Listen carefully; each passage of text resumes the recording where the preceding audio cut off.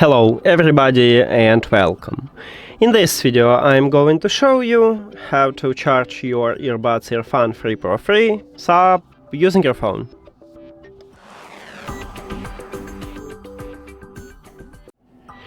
So we have two options how to charge it. The first one is to use a cable, and all you need to have is just USB-C to USB-C cable.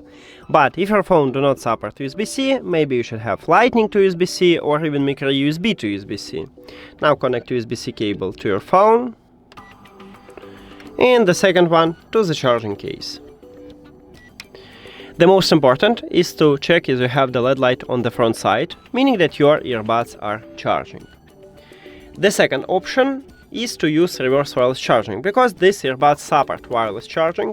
So if your phone supports this technology, you can use it. We can go to the settings, then battery, and right here, at least in stock Android, we have battery share. Tap at this line, then we can turn over the phone, and now put this earbuds at the phone. But we need to find a good position here, and as you can see, we have the LED light.